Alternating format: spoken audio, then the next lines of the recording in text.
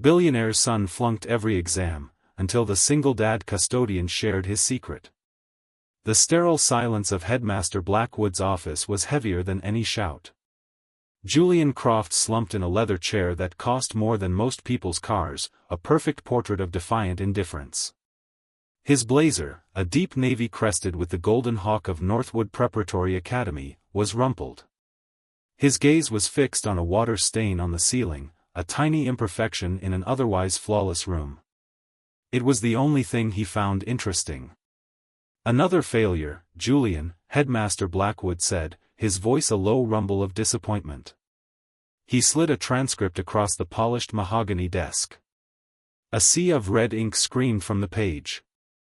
"Not just a failure, a spectacular one.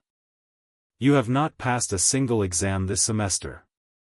Beside him, Richard Croft, a man whose name was synonymous with global finance and ruthless efficiency, did not look at his son. He stared at the transcript as if it were a hostile takeover bid gone wrong. His jaw was a tight knot of granite. "What do you have to say for yourself?" Richard's voice was cold, clipped. It was the voice he used to dismantle corporations, not to speak to his only child. Julian offered a lazy shrug, the movement designed for maximum irritation. Maybe the tests were boring. A vein pulsed in Richard's temple. This boy, his heir, the future of a legacy built from nothing, was a black hole of potential, swallowing light and offering only emptiness. He was on the verge of being expelled from the most exclusive school in the state, a place where a hefty donation had paved his way. But money could not buy a passing grade, not when the student refused to even try. The world saw Richard Croft as a titan who could solve any problem, but he couldn't solve his own son. He did not know that the solution was, at that very moment, mopping the hallway just outside the door, a man who understood the true meaning of value far better than any billionaire. This is the story of how the janitor, a man who had lost everything, taught the boy who had everything what it truly meant to succeed. Samuel Vance was a man of quiet rhythms. He was 48, with a face weathered by concerns deeper than the changing seasons and hands calloused from work that was honest, if overlooked. His world was the sprawling, silent campus of Northwood Preparatory Academy after the final bell had rung. He moved through the cavernous halls, his cart gliding almost silently over the marble floors, a ghost in a gray uniform. He found a strange peace in his work, in the simple, tangible act of bringing order to chaos. Wiping away the smudges of the day, erasing the footprints of the privileged, he felt a sense of purpose. His life was contained within the walls of a small, two-bedroom apartment that smelled perpetually of old books and cinnamon. It was a stark contrast to the sterile grandeur of his workplace. Every surface was covered in books, towering stacks of history tomes, philosophical treatises, and worn paperbacks of classic literature. They were the last remnants of a former life, a life where he was known not as Sam the janitor, but as Dr. Vance, a tenured professor of ancient history at a university that now felt a universe away. He had lost it all defending a brilliant, underprivileged student from a plagiarism charge fabricated by a donor's son. His integrity had cost him his career, his reputation, and his savings. But it had left him with the one thing he valued more, his own self-respect. That self-respect was the foundation upon which he was raising his daughter, Maya. She was 10, with her father's thoughtful eyes and a smile that could disarm armies. Maya struggled with dyslexia, a challenge that made the rigid structures of the public school system a constant battle. It was for her that Samuel took the night job at Northwood, its meager salary supplemented by a quiet hope that one day, he could find a way to give her the kind of specialized education the children here took for granted. He spent his days patiently helping her navigate a world of jumbled letters, creating games and stories that turned learning into an adventure. He understood, in a way the faculty at Northwood never could, that education was not about pouring information into a vessel, it was about kindling a fire within. Julian Croft, on the other hand, was drowning in a world of suffocating privilege. He was 17, handsome, and carried himself with an armor of bored cynicism. He lived in a house that was less a home and more a modern art museum, a place of glass walls, minimalist furniture, and echoing emptiness. His father, Richard, was a relentless architect of success, a man who had built a financial empire from sheer force of will. He saw Julian not as a son to be nurtured, but as a legacy to be sculpted, a final, perfect acquisition. The pressure had started after his mother's death 7 years prior. The warmth of the house had vanished with her, replaced by his father's consuming work and impossible expectations. Julian became a line item on a ledger, his grades a reflection of the family's stock value. He learned that love and approval were conditional, tied directly to performance. And so, he had chosen to stop performing. His rebellion was not born of malice, but of a desperate, silent plea to be seen as more than the Croft heir. He failed his exams because it was the one thing he could control, the one area where his father's immense power was useless. Each red F was a small victory in a war he was losing with himself, a shout into a void that never answered back. He was desperately, profoundly lonely. Their worlds first collided on a cold Tuesday night in the vast, empty Northwood Library. Julian was supposed to be studying for a history midterm he had no intention of passing. He sat at a large oak table, a $10,000 laptop open to a video game, his textbook lying untouched. The only sound was the rhythmic squeak and splash of Samuel's mop against the floor.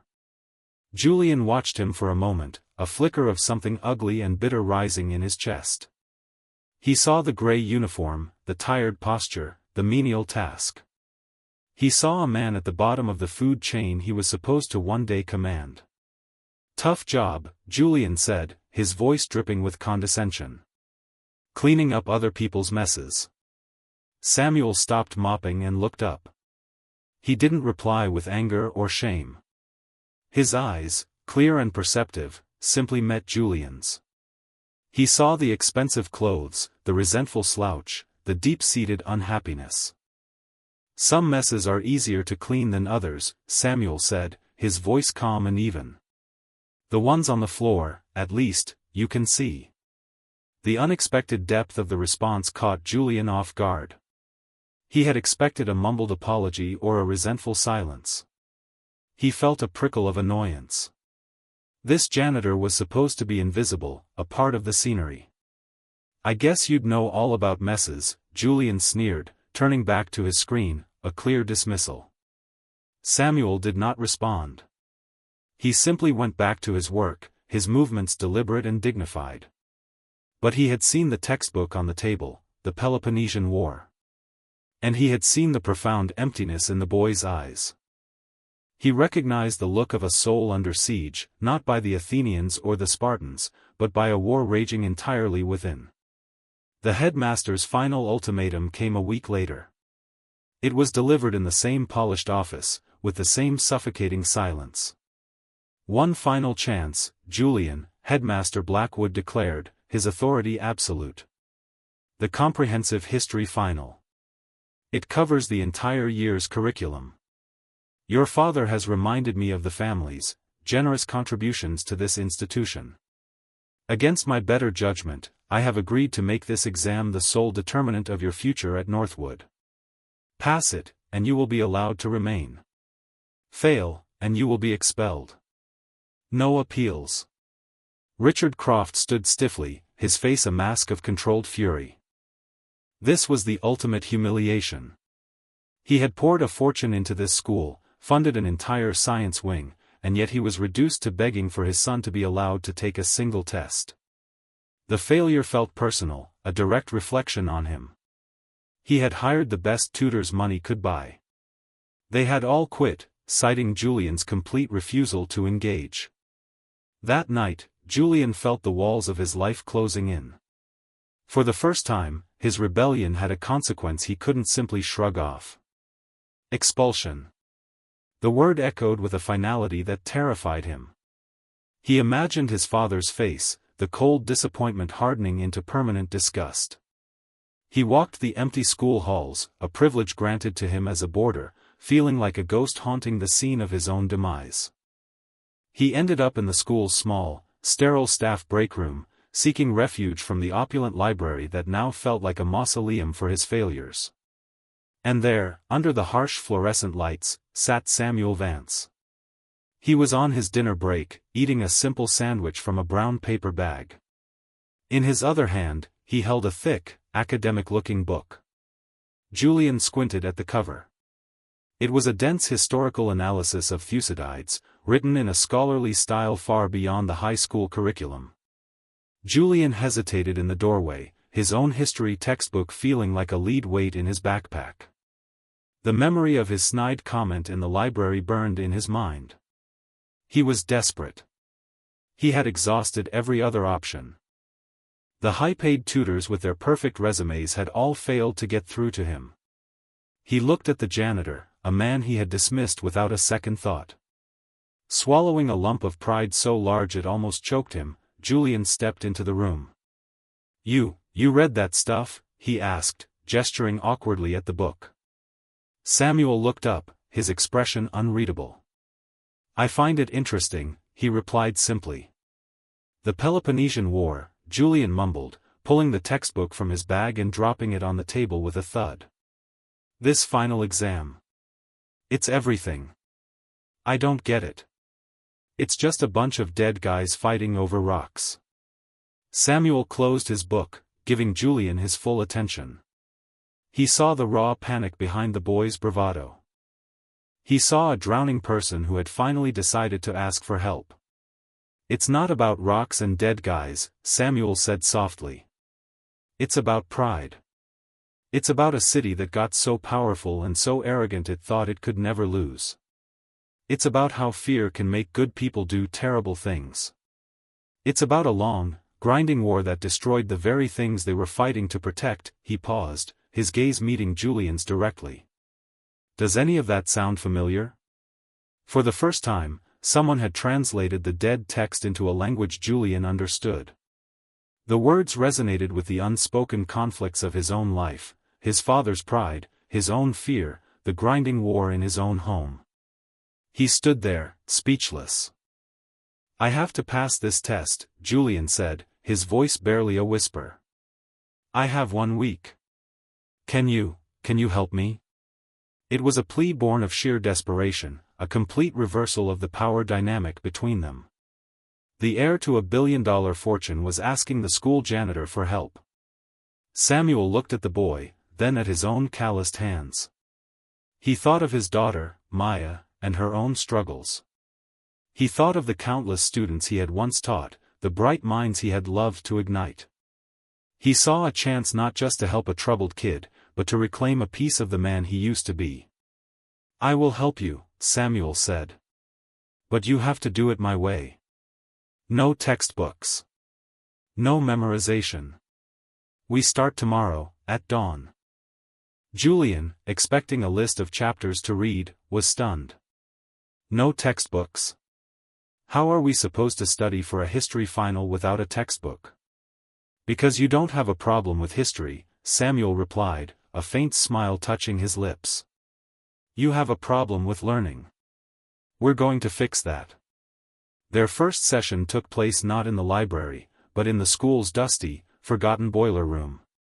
It was a maze of pipes and pressure gauges, a place of heat and power that kept the pristine campus running. "This is Athens," Samuel said, his voice echoing in the metallic space. "A complex system. Powerful. Innovative.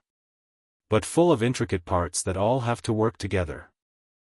If one valve fails, the whole thing goes cold." He then pointed to a single, massive, brute force furnace in the corner. "And that is Sparta. Simple. Strong. Built for one purpose, to burn. All it knows is war." He didn't lecture Julian. He made him walk through the space, trace the pipes, feel the heat. He asked him questions. What happens if the Athenian system gets too complicated? What happens when the Spartan furnace runs out of fuel? He was teaching history as a living system, a series of causes and effects, of human choices and consequences. For the first time, Julian wasn't reading about history, he was seeing it, feeling it. Over the next week, Samuel transformed the entire campus into a classroom. The school's athletic field became the plains of Marathon, where a smaller, more agile Athenian force defeated the lumbering Persian army. Julian wasn't told the strategy, he was made to run the field, to feel the exhaustion, to understand why a lighter-armed but more motivated force could win. The boardroom where his father served as a trustee became the setting for the Melian dialogue, and Samuel had Julian argue the side of the Melians, forcing him to articulate the struggle of a small state against a merciless empire. "They're just trying to be left alone." Julian argued passionately, forgetting it was just a historical exercise. "Why does Athens have to crush them?" "Because they can," Samuel said quietly. "Power, when it's not guided by wisdom, only understands itself." The most profound lesson happened on the final day. Samuel took Julian to a local history museum, a place Julian had never thought to enter. They didn't look at the grand exhibits. Instead, Samuel led him to a small, overlooked display case. Inside were simple artifacts, a soldier's worn leather sandal, a child's clay toy, a woman's bronze hairpin. "History isn't just about the generals and the kings, Julian," Samuel said, his voice soft. "It's about them. The people who lived, who loved, who feared. The ones whose names we'll never know. They're the ones who paid the price for the pride of the powerful. Whatever you do with your life, whatever power you end up having, never forget these people." In that moment, looking at the simple, profoundly human objects, Julian's world shifted. He saw past the dates and battles. He saw the stories. He saw the humanity. He understood that the weight of history was the sum of countless individual lives. And for the first time, he felt a connection to something larger than his own small, gilded cage of a life. He wasn't just learning history, he was learning empathy. The morning of the exam, Julian felt a strange sense of calm. He walked into the examination hall, no longer the defiant rebel, but a young man with a quiet purpose. He sat down, opened the booklet, and began to write. The questions were no longer abstract prompts, they were conversations with the past. He wrote about the hubris of Athens not as a memorized fact, but as a timeless human failing. He analyzed Spartan military strategy with an understanding of its societal costs. He poured everything Samuel had taught him onto the page, connecting events not just with dates, but with ideas, motivations, and consequences. He was the last one to leave the hall. As he walked out, he saw Samuel waiting for him at the far end of the corridor, leaning on his broom, just another part of the scenery to everyone else. To Julian, he was a giant. Julian gave him a small, almost imperceptible nod. Samuel nodded back. No words were needed. 2 days later, the summons came. Headmaster Blackwood's office, again. This time, the atmosphere was different. There was no tension, only a stunned silence. Richard Croft was there, holding a single sheet of paper. It was Julian's exam. At the top, in bold red ink, was a single number, 98%. Headmaster Blackwood was speechless. He kept looking from the paper to Julian, as if trying to reconcile the two. I don't understand," he stammered. "This is the finest history exam I have ever read at this school.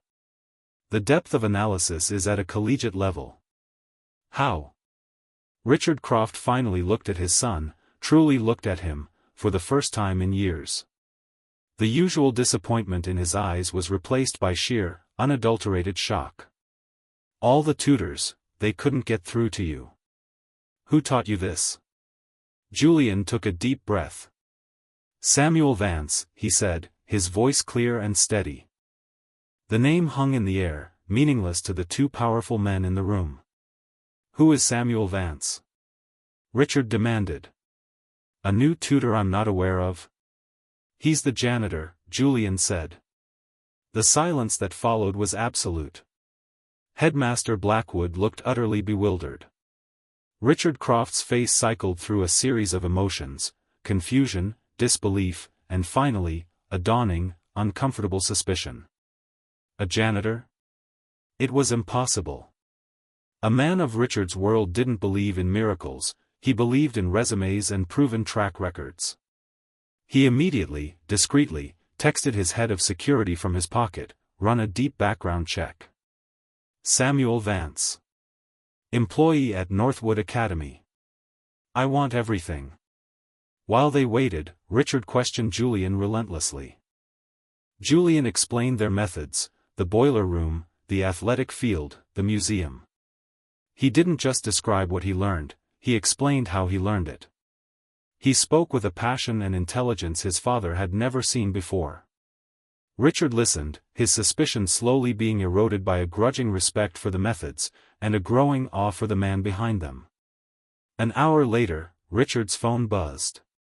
An encrypted email had arrived. He opened it. The file was extensive. He read it, his eyes widening with each line. Dr. Samuel Vance. Ph.D. in Ancient History, summa cum laude. Published author of 2 well-regarded historical books. A rising star at a major university, known for his revolutionary teaching style. Then, the details of his dismissal, his defense of a student, his refusal to back down against a powerful donor, his subsequent blacklisting from academia.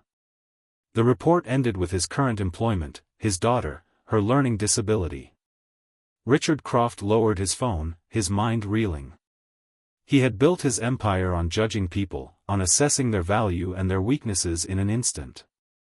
And he had never been more wrong in his life.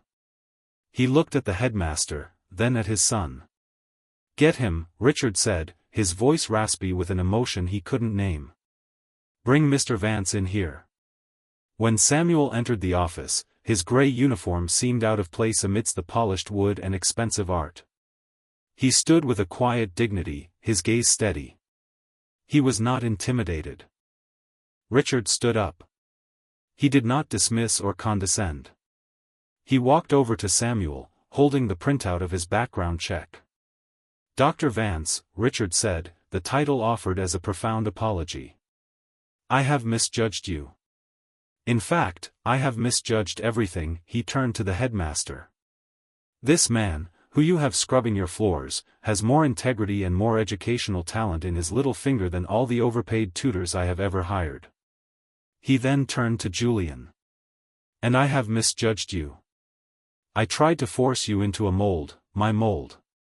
I never stopped to listen. I never tried to understand.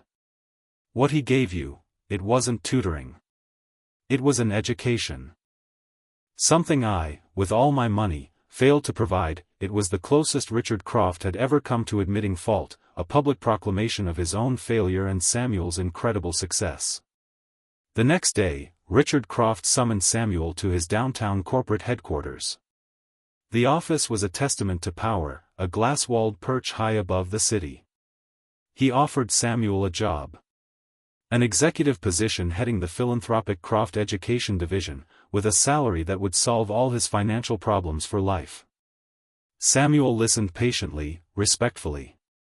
And then, he politely declined. "Mr. Croft," he said, his voice calm. "I appreciate your incredibly generous offer. But a corner office is not where I do my best work. My passion isn't managing budgets or sitting in board meetings. My passion is in the boiler rooms. It's helping the kids who the system has failed, the ones who don't learn by the book. Kids like my daughter. Kids like your son." Richard was taken aback, but this time, he understood. He saw that Samuel's worth was not something that could be bought or owned. It had to be partnered with. "Then what if we build a different kind of school?"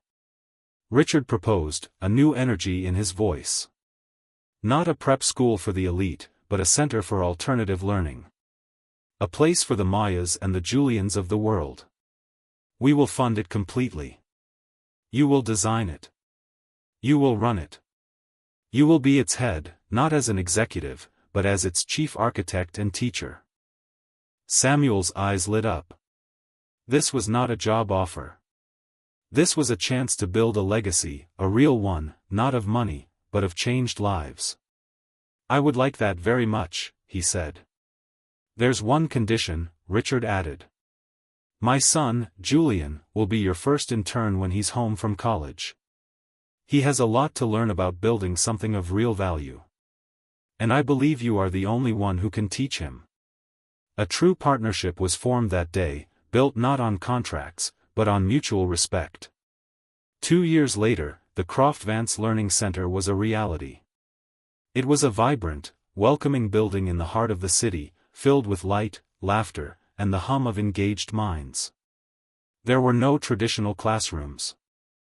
There was a workshop, a history lab designed to look like a museum, a garden, and a kitchen. Samuel, no longer in a janitor's uniform but in a comfortable sweater and slacks, moved through the space, a beloved mentor to dozens of children who had been written off by the conventional school system. His daughter, Maya, was thriving, her confidence soaring. Julian, home from his first year of college where he was majoring in history and education, was a constant presence at the center. He had found his purpose. He was patient and insightful with the younger children, remembering his own struggles. He and Samuel worked side by side, their bond a quiet, powerful force that was the heart of the entire institution. Richard Croft was a frequent visitor. He never came as a billionaire benefactor, but as a proud father and a humbled observer. He would watch Julian explain a historical concept to a struggling child with the same innovative method Samuel had used on him, and a warmth would fill his chest that no corporate merger ever had. He and Julian talked now, really talked, about ideas, about people, about the future. The chasm between them had been bridged. One afternoon, Samuel and Julian stood on a balcony overlooking the center's bustling main hall. They watched as a group of kids worked together to build a large-scale model of the Roman aqueducts. You know, Julian said with a small smile, I got a 98 on that exam. I've always wondered what I got wrong. Samuel chuckled, a warm, genuine sound. It was a minor date, he said. The Battle of Egospotami. You were off by a year, he clapped a hand on Julian's shoulder. But you got the important part right. You understood why it mattered. They stood in comfortable silence, watching the future they were building together. The story of the billionaire's son and the school custodian became a quiet legend, a reminder that true wisdom is often found in the most humble of places. It taught them all that the greatest investment you can ever make is not in stocks or in companies, but in the potential of another human being, and that the most valuable legacy is not what you own, but what you help others to build.